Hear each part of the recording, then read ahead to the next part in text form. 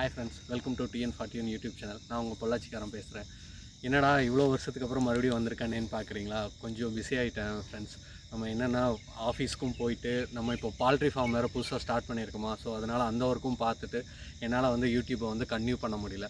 So இப்போ வந்துட்டு மறுபடியும் ஸ்டார்ட் பண்ணலாம் அப்படின்னு சொல்லிட்டு மறுபடியும் என்ன போடலாம் அப்படின்னு யோசிக்கிறப்போ நம்ம ஃபார்மை பற்றியே ஒரு vlog வந்து பண்ணலாம் அப்படின்னு சொல்லிட்டு யோசிச்சுட்டு தான் இந்த வீடியோ வந்து பண்ணிகிட்ருக்கேன். இதுவும் சண்டேஸில் தான் பண்ணிகிட்ருக்கேன். ஸோ மற்ற டைமில் எனக்கு டைம் கிடைக்கிறதில்ல. இப்போ பால்ட்ரி ஃபார்ம்லேயும் எல்லா கோழிகளாக இல்லாதனால இப்போ கொஞ்சம் ஃப்ரீயாக இருக்கிறதுனால சண்டேஸில் வந்து என்னால் பண்ண முடியுது. ஸோ வாங்க வீடியோக்குள்ளே போகலாம். ஓகே, இப்போ நம்ம ஃபஸ்ட்டு யாரை பற்றி பார்க்க போகிறோன்னா, நம்ம ஃபார்மில் இந்த ஃபார்முக்கு வந்ததுலேருந்து நம்ம செகண்ட் விலாகுன்னு நினைக்கிறேன். செகண்ட் விலாகாக வந்து நம்ம இவங்களை பற்றி தான் பேசியிருந்தோம். ஸோ அவங்க யாருன்னா, இவங்க தான் புலி. ஏற்கனவே இந்த வீடியோ வந்து பார்த்தவங்களுக்கு இது தெரிஞ்சிருக்கும். நம்ம குட்டியிலேருந்து இதை வளர்த்திட்டு இருக்கிறோம். ஸோ அந்த ஏஜில் வந்து அது ஒரு 6 மந்த்ஸ் கூட இல்லை, ஒரு 3 மந்த்ஸ் 4 மந்த்ஸ்ன்னு நினைக்கிறேன். அந்த டைமில் வந்து இவனை பற்றி போட்டிருந்தோம். இப்போ வந்து 1 இயர் ஆகிப்போச்சு. இப்போ எவ்வளோ பெருசாக வளர்ந்துருக்கான்னு பாருங்கள். இவன் ஒரு டேன் பப்பி. இவனை நம்ம ஒரு ஃப்ரெண்டு தெரிஞ்சவங்ககிட்ட இந்த பப்பியை வந்து வாங்கியிருந்தோம்.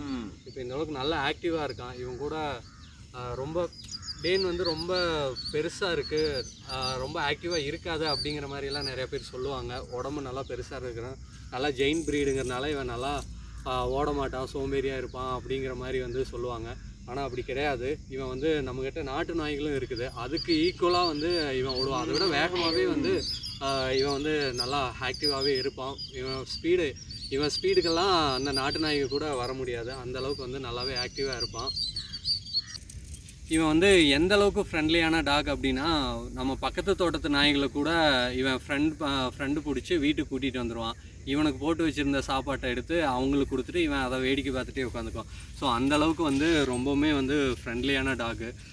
குழந்தைங்க சரி, இல்லை வேறு ஏதாச்சும் நீங்கள் பெட்ஸ் வளர்க்குறீங்க அப்படின்னாலும் சரி, அவங்களோடலாம் சீக்கிரமே வந்து இவன் அட்டாச் ஆயிடுவான்.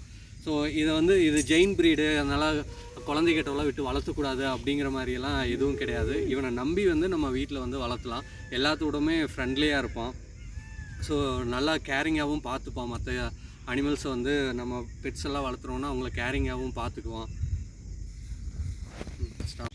ஸோ நைட் நேரத்தில் ஏதாச்சும் ஒரு சின்ன பூச்சி இல்லை ஏதாச்சும் ஒரு சின்ன சத்தம் கேட்டால் கூட நம்ம பார்க் பண்ணி நம்ம வந்து இன்டிமேட் பண்ணுவான். ஒன்றும் இல்லை, அன்றைக்கி ரொம்ப நேரம் உழைச்சிட்டே இருந்துச்சு, என்னடா அப்படின்ட்டு வெளியில் வந்து பார்த்தா ஒரு சின்ன பூச்சி ஒன்று அதுக்கு முன்னாடி ஊறிட்டு போயிட்டு இருந்துச்சு. அதை பார்த்து அந்த அவ்வளோ உழைச்சிட்ருக்கான். அதை தட்டி விட்டதுக்கப்புறம் தான் இவன் சமாதானமே ஆனான், அந்த பக்கம் போனதுக்கப்புறம்.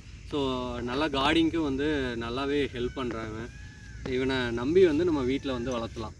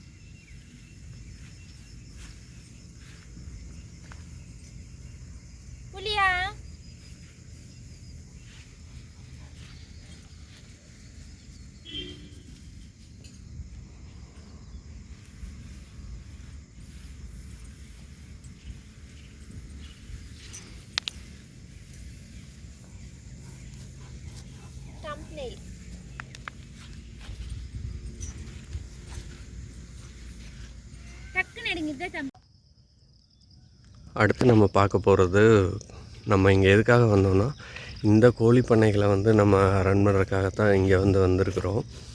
ஸோ இந்த 2 கோழி பண்ணை தான் நம்ம அடுத்து பார்க்க போகிறது. இது பார்த்திங்கன்னா 175, ஒவ்வொரு செட்டு வந்து 175 அடி நீளம். அதுமாரி 2 செட்டு இருக்குது. இதில் எல்லாம் பார்த்திங்கன்னா நம்ம நாட்டுக்கோழி வந்து விட்டுருக்குறோம். நாட்டுக்கோழி விட்டு இப்போ நம்ம பார்த்துக்கிட்டதுலேருந்து இப்போது 3 பேட்ச் வந்து விட்டு எடுத்துருக்குது. இப்போ தான் 3ஆவது பேட்ச் வந்து போயிருக்கு. இன்னும் செட்டு கூட க்ளீன் பண்ணாமல் இருக்குது. கோழி எருவெல்லாம் யாருக்காச்சும் தேவைப்பட்டுச்சுன்னா எனக்கு காண்டாக்ட் பண்ணுங்கள். இன்னும் கோழி எரு கூட வலிக்காமல் தான் இருக்குது.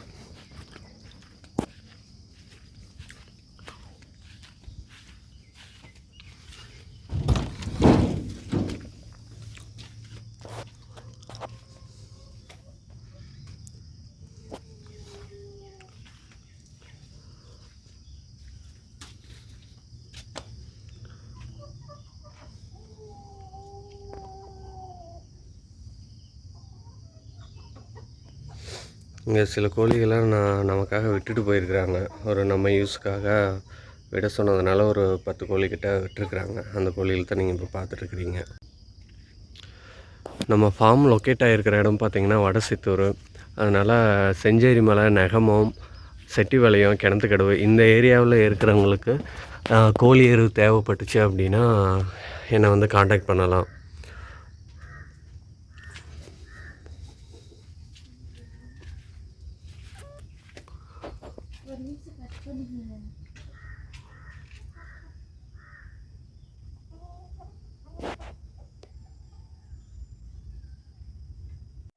அடுத்து பார்த்திங்கன்னா நம்ம கொஞ்சம் பெட்ஸ் எல்லாம் நம்ம ஆசைக்காக நம்ம வளர்த்துட்ருக்குறோம். அது பார்த்திங்கன்னா இந்த வாத்துக.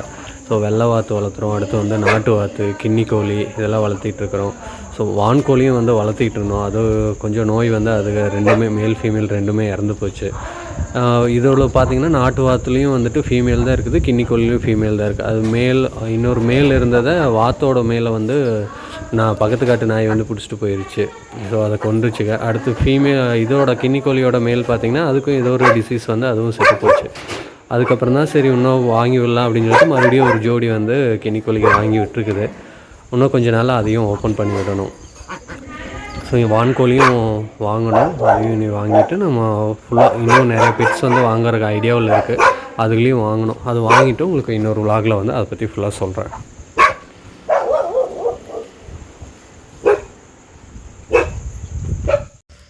அடுத்து நம்ம இப்போது புதுசாக பால்ட்ரி ஃபார்மும் வந்து கன்ஸ்ட்ரக்ட் பண்ணிகிட்ருக்குறோம். கன்ஸ்ட்ரக்ஷன் ஒர்க்கெல்லாம் போயிட்டுருக்குது.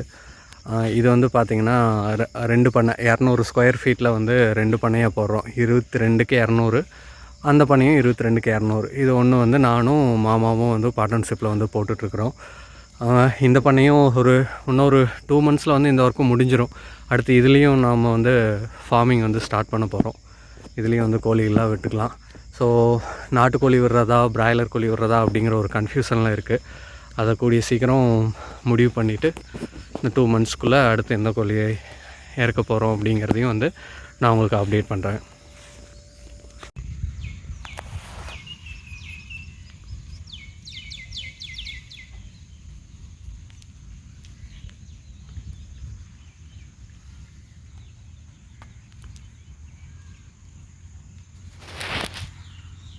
அடுத்து நம்ம கடைசியாக பார்க்க போகிறது வந்து இவர் பேர் வந்து மிஸ்டர் ஒயிட்டி. நம்ம ஃபார்மில் வந்து நிறையா எலிகள் வந்து ரொம்ப தொல்லை பண்ணிகிட்டு இருக்குது அப்படிங்கிறதுக்காக இவனை வந்து வாங்கிட்டு இருந்தோம்.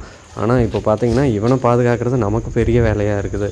அடிக்கொருக்கா கார் கடியில் போயிடுறான். காருக்குள்ளே போயிட்டு தான் இப்போ கூட பாருங்கள், காருக்குள்ளே போய் கிரீஸெல்லாம் அப்படிட்டு வந்துருக்குறான் எங்கேயோ. இவனை பாதுகாக்கிறதே நமக்கு பெரிய வேலையாக இருக்குது. இவன் எப்போ நம்மளை எலிகிட்டேருந்து பாதுகாக்க போகிறான்னு நமக்கு தெரியல. ஸோ இவன் சீக்கிரமாக பெருசாகட்டும், ஆனதுக்கப்புறம் பார்க்கலாம். இப்போவே ஆனால் கோழிகளெல்லாம் பிடிச்சிட்ருக்கான். இனி நம்ம பண்ண ஃபார்மில் வந்து கோழி குஞ்சுகளை விடுறப்போ இவன் என்ன பண்ணுவான்னு தெரியல.